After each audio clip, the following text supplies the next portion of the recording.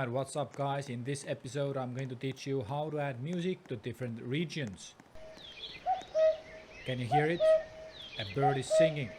But if I run away, the bird stops singing. So what we did here is that we added a sound to this tree. And in this video I'm going to teach you how you can achieve the same result. Alright, the way you achieve that is very simple and easy. So first open up your Roblox studio, find the location where you want to add your sound. In my case this is this one tree. I just click on it, it becomes active, and in the Explorer view you can see that this model became active as well. The first one is a model. We can also open the properties view here. So let's open up the properties view as well. You can open the properties and Explorer view inside of this sub menu in view. Here we have this ball and stick. As I click on them, you can see in the 3D view they also become selected. So here I click on the ball, and my idea is to add a sound in this location. So where we can get sounds, the way we get sounds is the same way, is in a toolbox. We also had the lesson previously. We have a video on this topic. If you don't know how to use the toolbox, then you should watch my previous video.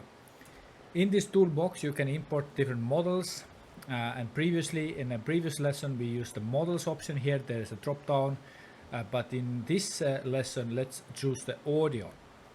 So I choose the audio in this drop down, and then here I'm searching for bird singing environment. You can search whatever keywords you want, but that's what I'm searching for. Now once you find there are many options, you can click on them. You can spend a lot of time listening to different musics. I select the first one and I'm happy with this bird sound, and I click insert. Once I clicked insert, you can see it showed up in the Explorer view here on the left hand side. I will close the toolbox here from the cross, and now I have this sound and properties view. The sound has been made active in the Explorer view, and that means in the properties view I can change the properties of that sound file. What we want to do here, you must click looped. Loop means that once the audio is finished playing, it will play it again.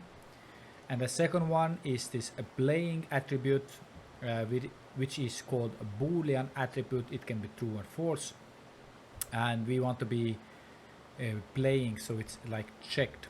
So that means the sound will be playing. If we play it right now, I'm not going to do it, but if I would play it right now, the audio would be played everywhere.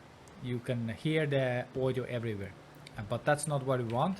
We want the audio be playing only close to this tree, and the way you achieve that is there's this emitter properties, roll off max distance, roll off min distance, and here we need to adjust those values.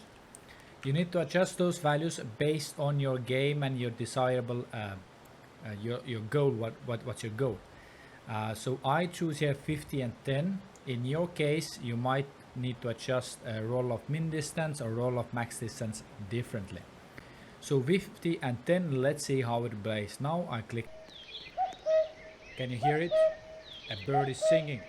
But if I run away, the bird stops singing. See you in the next lesson.